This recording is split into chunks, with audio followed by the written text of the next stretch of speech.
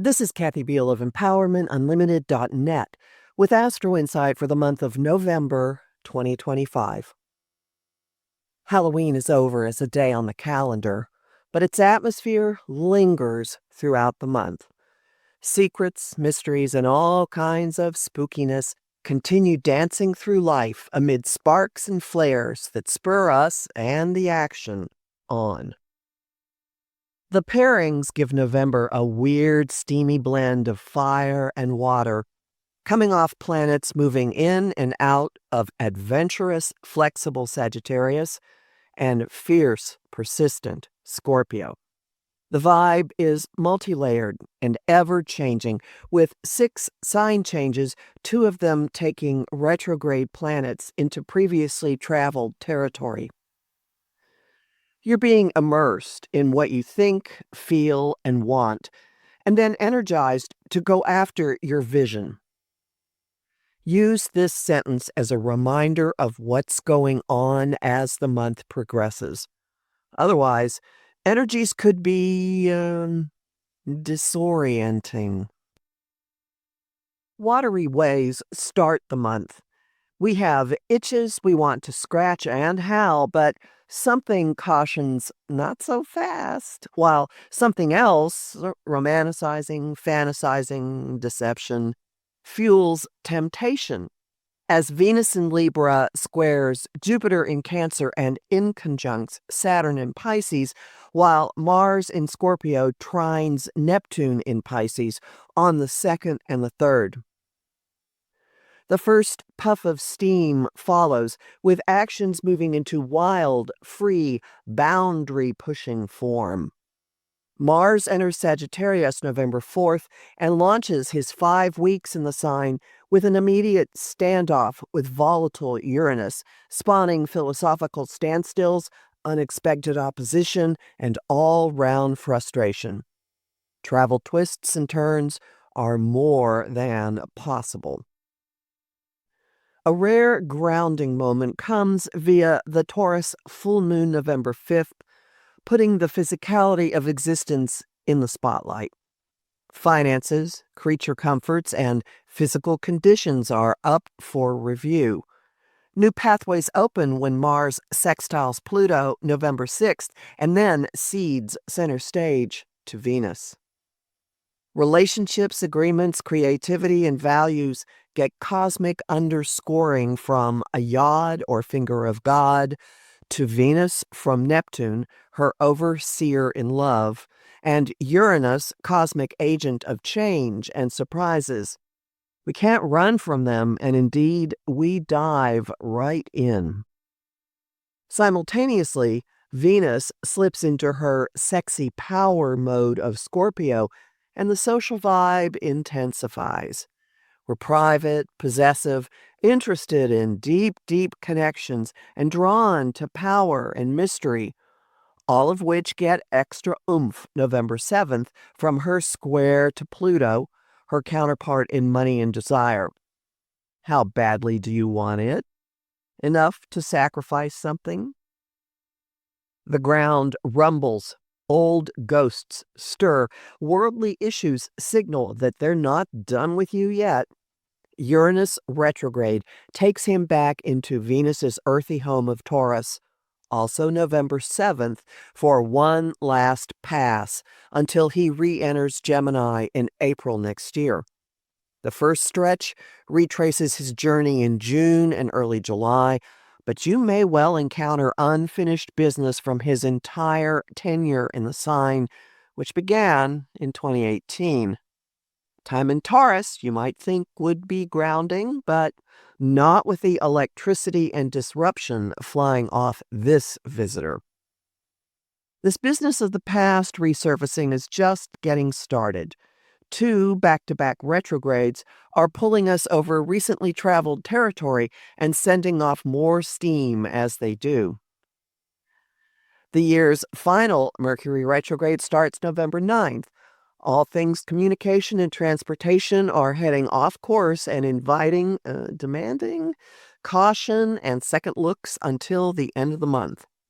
The first days are high on frustration as Sagittarius's bent for freedom of movement hits obstacles and rerouting.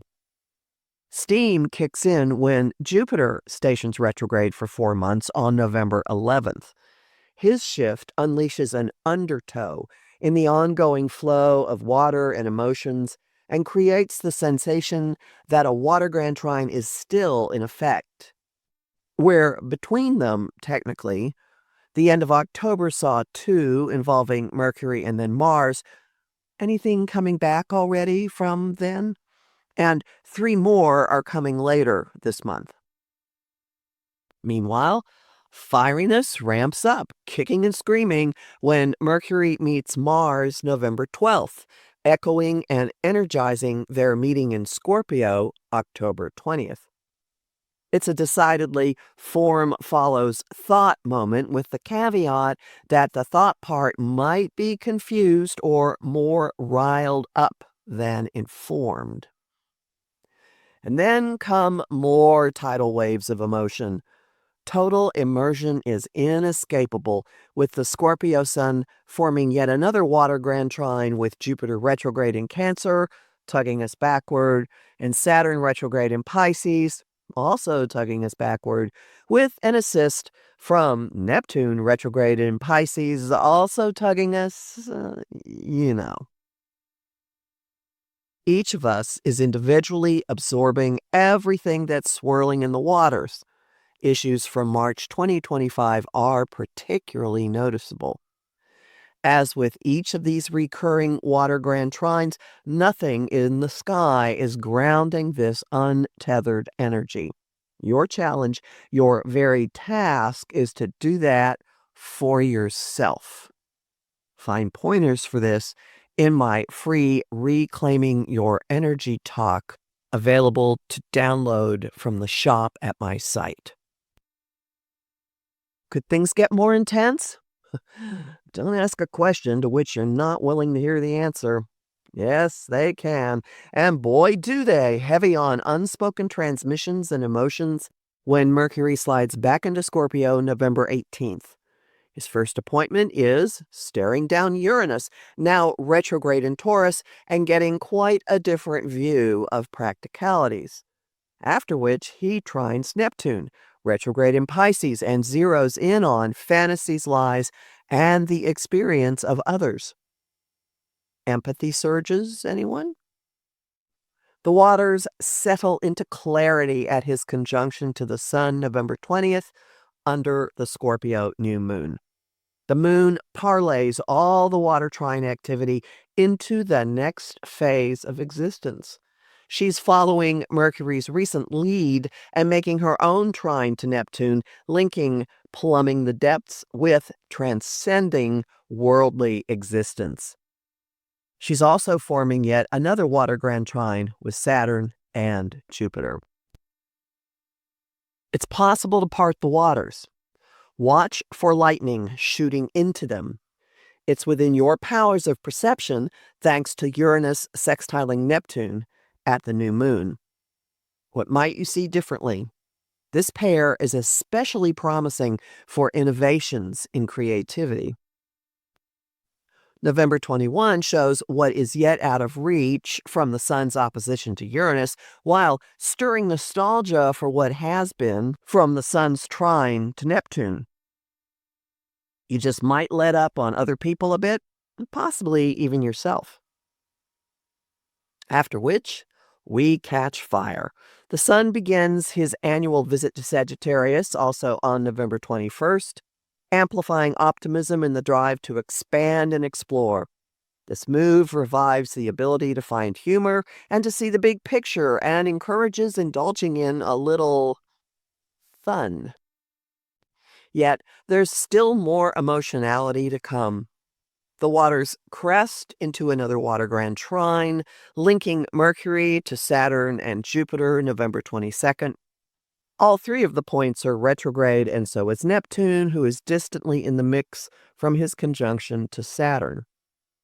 This has the potential to be incredibly beneficial because of the enormity of the hidden data and factors this trine is disgorging.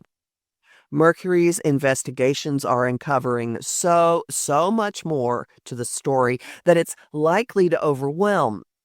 Remember the retrograde's offer of do-overs and use newly surfacing info to rework anything you want. We'll be immersed as if time's stopped by his direct station, November 29th. Read more in my Mercury Retrograde Survival Guide at Ohm Times.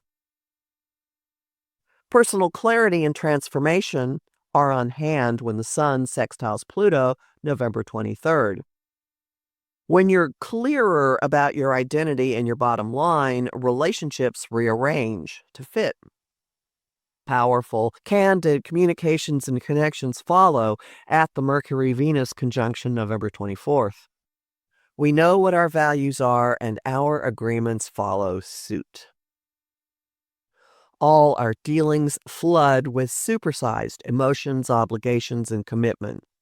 On November 26, Venus takes her turn completing the water grand trine with Jupiter, Saturn, and Neptune. The waters are bittersweet and nostalgic. Family looms large, biological and chosen. The way we were dominates many a playlist. It's a bridge moment, suspending us in awareness of what was as we begin to move into what is to be. Time feels at a standstill, thanks to the apparent motionlessness of two planets. Saturn stations direct November 27th, slowly beginning his final exit from Pisces.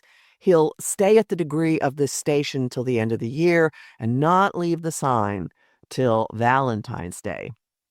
A last cleanup is underway. What have you learned since March 2023? What can you contain? What is your responsibility? Mercury stations direct on November 29th and begins floating toward his final water grand trine in December. In the stillness of this moment, notice what surfaces, clarifies, or points the way. Relationships, money, and values close out the month. Venus opposes Uranus as Mercury stations direct on November 29th, showing the cost of certain situations and lighting up disruptions. More nostalgia and possibly some peace follow. Venus trines her higher counterpart in love and inspiration, Neptune, on November 30th, and links earthly and otherworldly expressions of both. It could be a beautiful day, brimming with gentle illusion, goodwill, and sightings of the divine down here. November ends with one more injection of fire. Venus moves into Sagittarius for nearly a month and sparks a zest for adventure, for good times, for shaking off some of that water and moving freely. We're not out of the water yet, but we've got the energy to do rather than simply be. I'm Kathy Beal, a professional astrologer with more than 35 years' experience. Visit my site, empowermentunlimited.net, to sign up for my mailing list, listen to my weekly podcasts, and book a session with me. I have lots of bonus content at patreon.com/Kathy Beal, and I'm really grateful to the people who support my work there. I host the show Celestial Compass on Ohm Times Radio and TV on the first and third Monday of every month at 5 p.m. Eastern. I also host conversation on Facebook, on the page Empowerment Unlimited, and in the group the Astro Insight Lounge. I post on Blue Sky, Instagram, and Threads at @KABeal, and on YouTube at the Professional Aquarian Channel.